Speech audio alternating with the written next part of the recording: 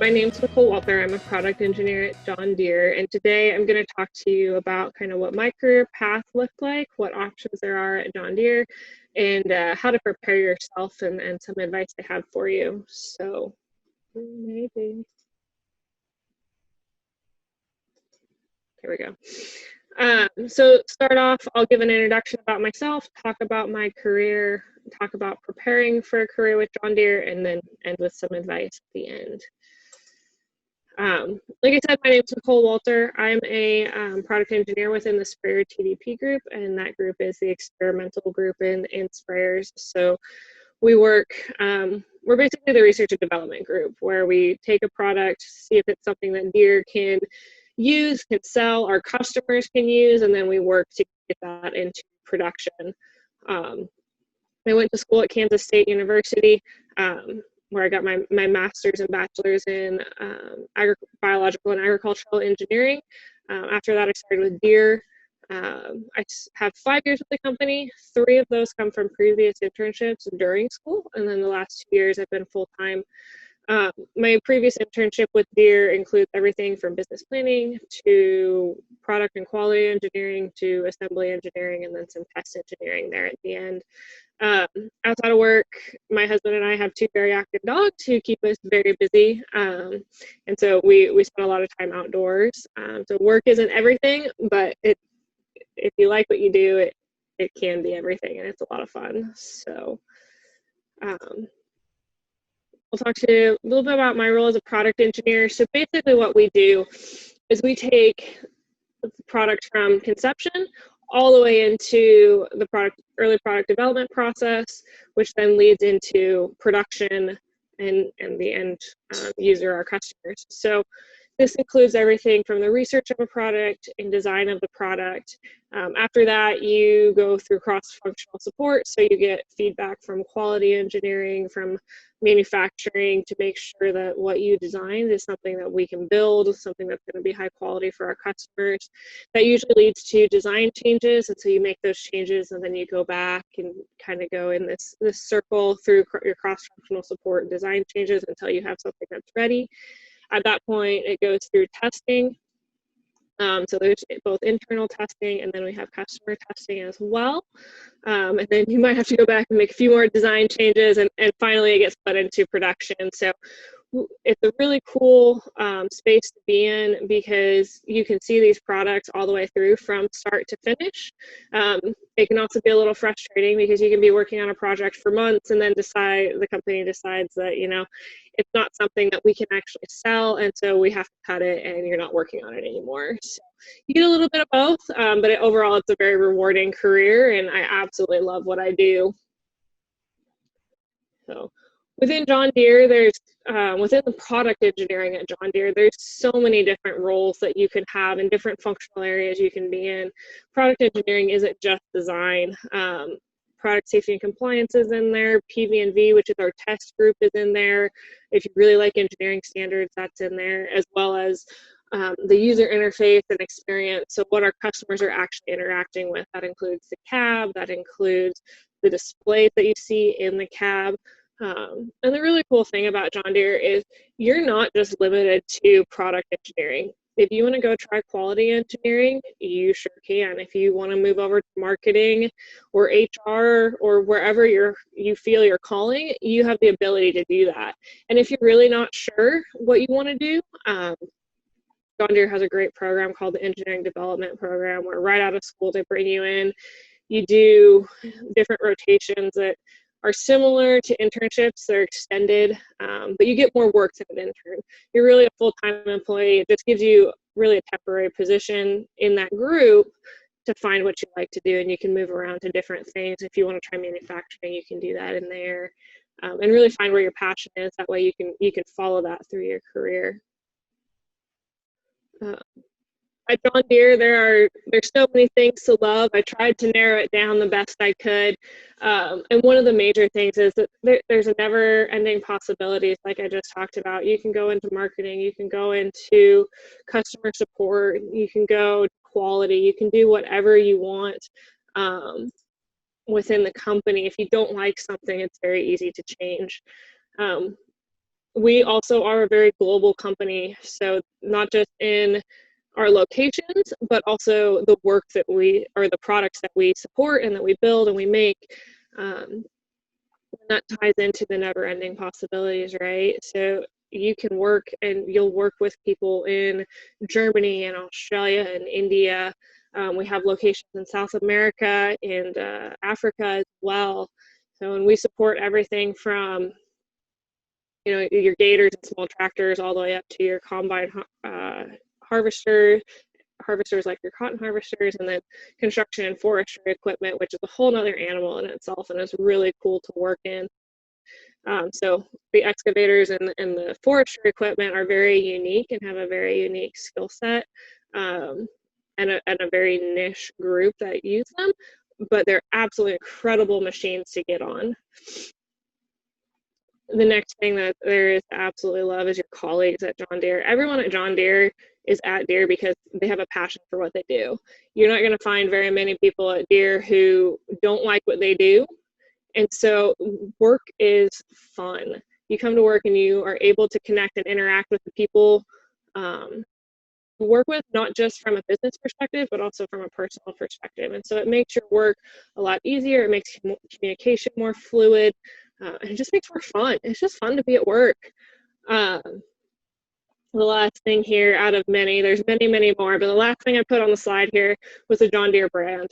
As you travel and as I've traveled, people ask me who I work for. And when I say John Deere, oh, that's a great company. You know, my use their equipment for years. And it gives you really a sense of pride that you're working for this awesome company that people know and love. And so you have that brand behind you, and you know the company you're working for is going to be a great company, and people have just a really warm welcome for you when you say that you work for John Deere. And that resonates through all factors of our business too. I mean, it's not just our historical brands that have got us to where we are, it's the way we continue to interact with people and will in the future. So as with any job, there are a couple challenges. As you can see, I had a really hard time coming up with them, but I did my best here. So one of the challenges, as much as I said I loved it, it can be a challenge working in a global community. Everybody works at a different time. So if you're working with China, they're 12 hours off from us, and so you might have to get up at 5 or 6 o'clock in the morning for a meeting. If you're working with Australia, they're 16 hours ahead of us, and so you might have to stay late. So your working hours are vary depending on who you're working with. There's also language barriers there that you have to work through. Not everybody speaks English, not everybody speaks good English, and so you have to learn how to overcome those things.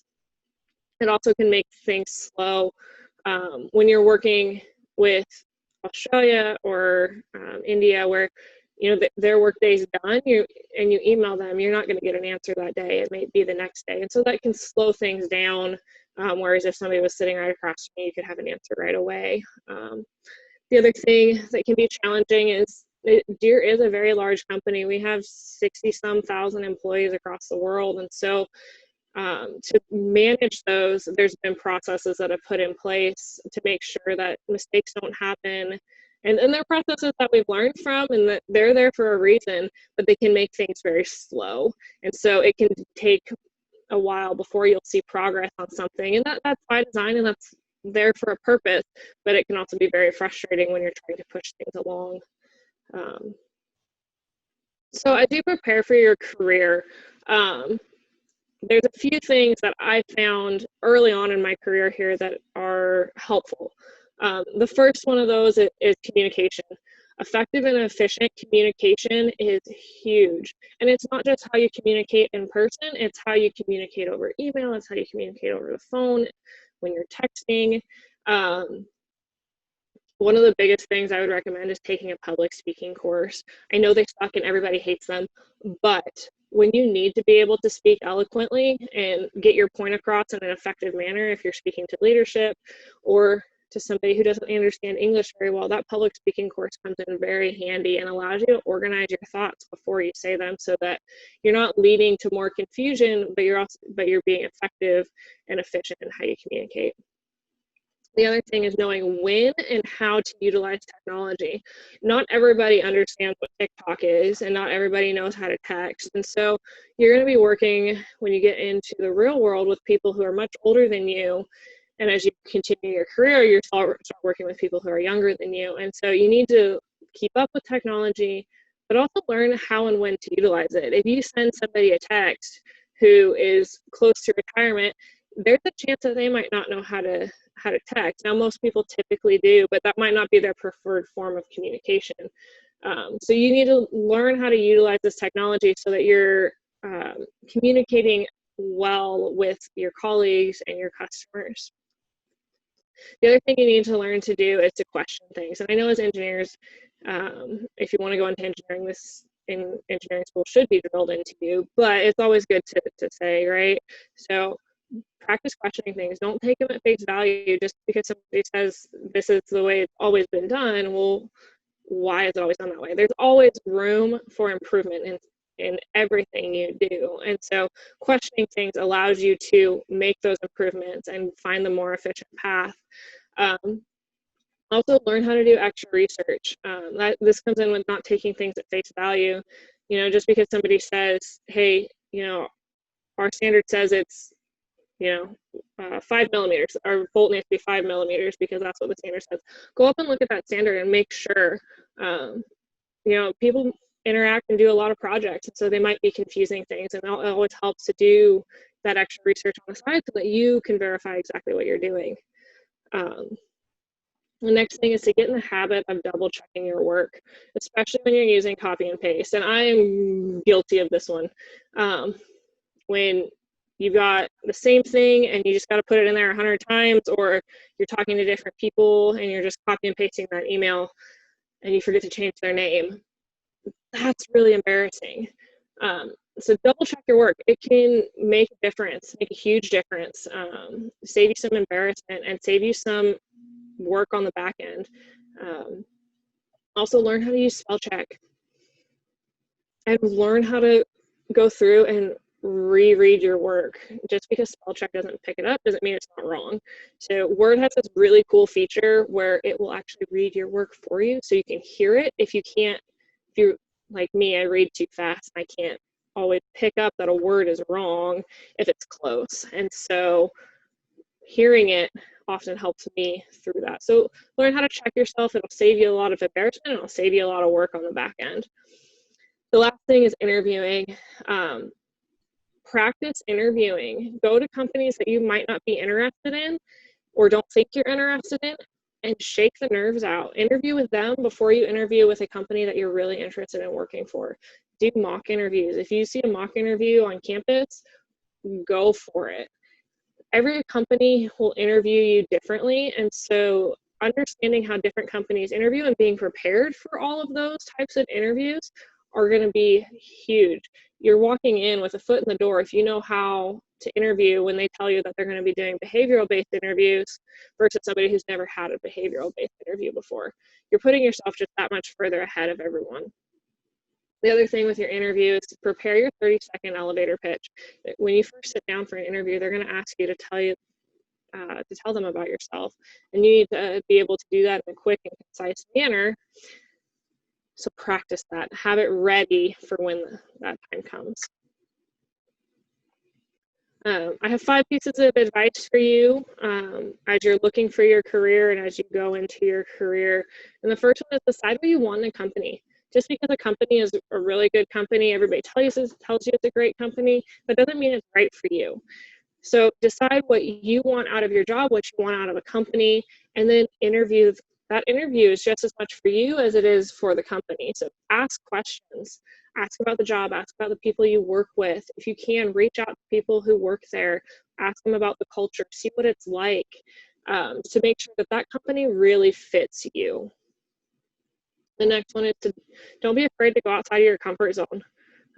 This could be anything from trying a job you're not sure you would like to moving to a different country, or talking to somebody who is up in leadership and you're not sure you should talk to.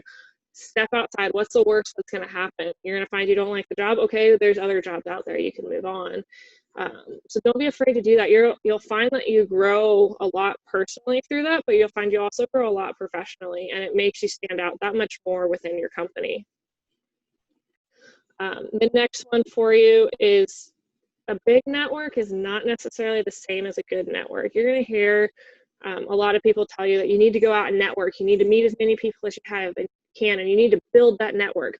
And that's great, and you should have a big network. However, if you're not fostering those relationships and reaching out to those people and checking in every once in a while, it doesn't do anything.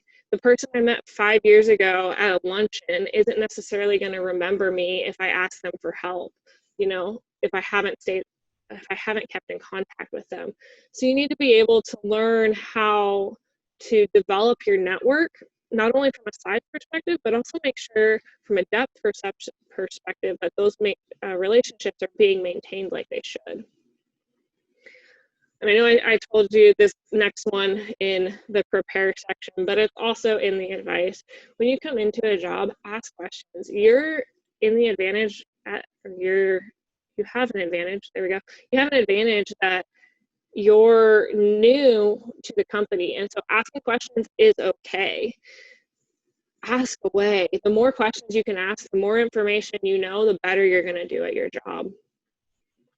And the last one here is that you are your own biggest advocate. So don't just sit on the sidelines and wait for things to happen. Go out there and make them happen. If you're not happy about something, tell someone, make the change, do whatever it takes, because no one else is going to fight for you if you're not willing to fight for yourself. With that, here's my contact information. Feel free to reach out if you have any questions, need advice on anything. I'm more than happy to answer them. And I'd like to thank you guys for listening to me today. And yeah, thanks for your time.